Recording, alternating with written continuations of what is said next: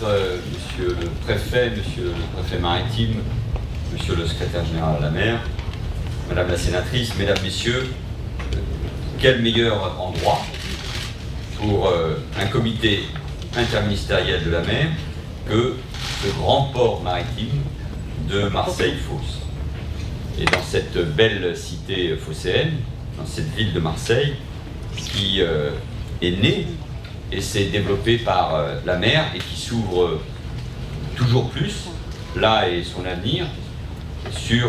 la Méditerranée qui m'est si chère et qui nous est tous très chère. Un mot sur Marseille-Fos, puisque nous avons visité ce port. Ce port global et multifilière, un port, deux bassins complémentaires, Marseille-Fos, premier port français, deuxième port méditerranéen, en croissance. La croissance fin septembre 2016 est estimée à 4,5%. Un port, je veux le rappeler, qui au cours de ces 5 dernières années,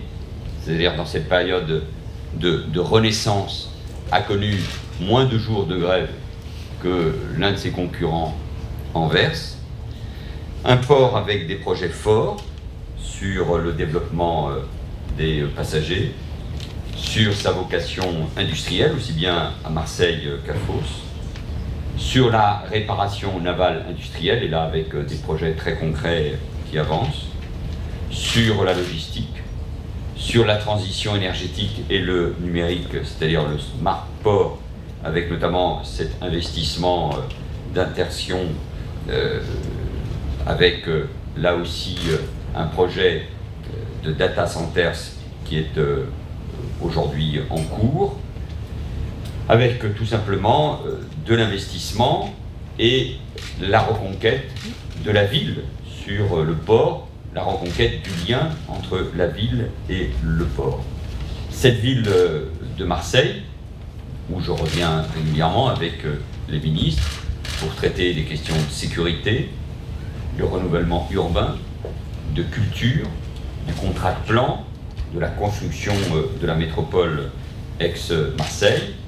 J'ai visité il y a encore quelques semaines Romède et les docks, et c'est d'ailleurs là